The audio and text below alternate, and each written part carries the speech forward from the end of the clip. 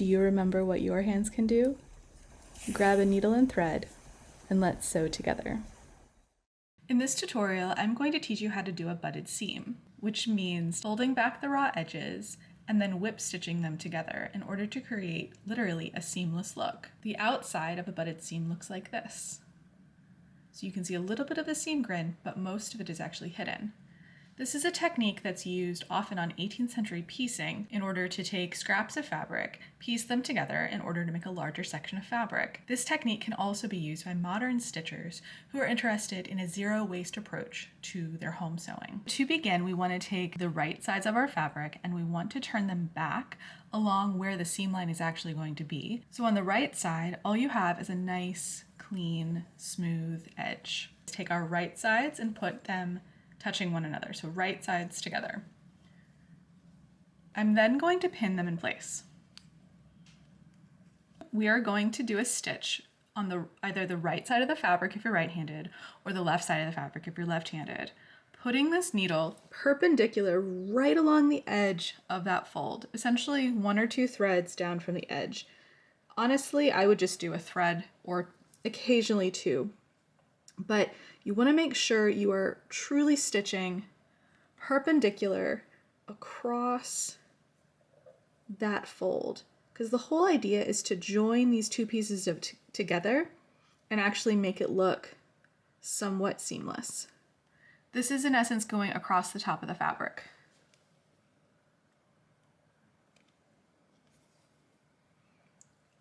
And you want to pull tight enough that it actually lets the thread lay into the fabric, but not so tight that it gathers it, and not so loose that it won't actually be a seam.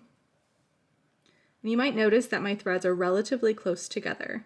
So this is the kind of stitch and the seam that you're going to want to lay your threads in really close. Not touching, but still, I mean, that's roughly a 1/2 inch, and I have about 8 in that. So we're probably looking at closely, 15 stitches to the inch, 15 stitches to every 2.5 centimeters. It is very important that as you do this work, that your hands don't accidentally push the top over or pull it to one side, because what can happen is you can actually end up pushing it like this, and then you'll end up having the fabric offset by the time you get to the end. You want to make sure that the fabric is truly lining up with one another and you're stitching alongside.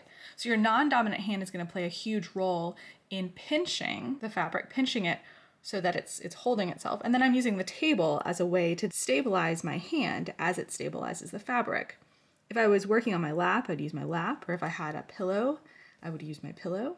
But whatever your hands are on top of, what's underneath it is what stabilizes it.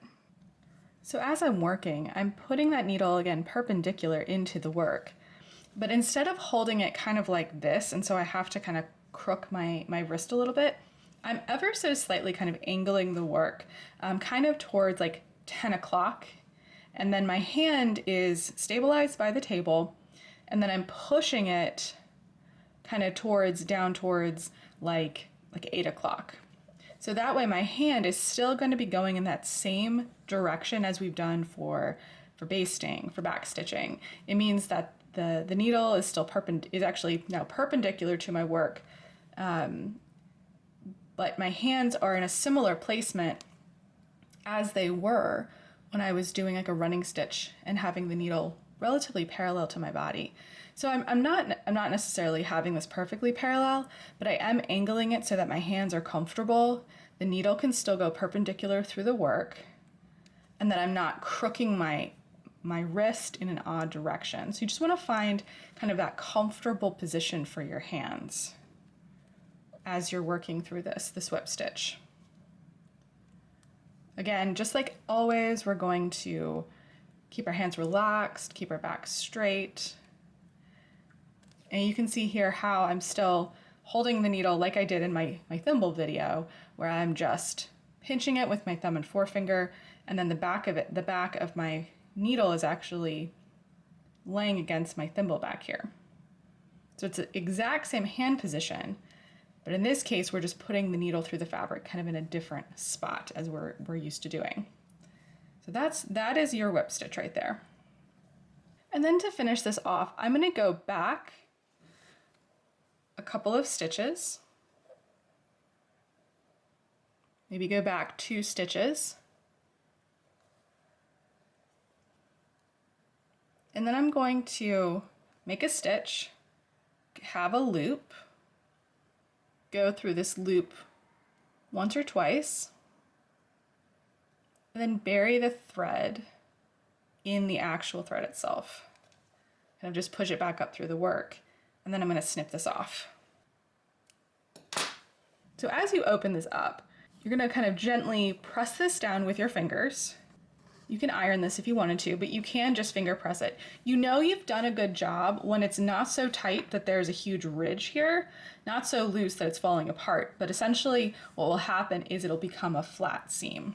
So this is what it looks like on the one side. Maybe I did a little bit tight, and then flipping it over, now it's nice and smooth on that other side. So this is the right side. So what I would do now is just take the basting stitches out.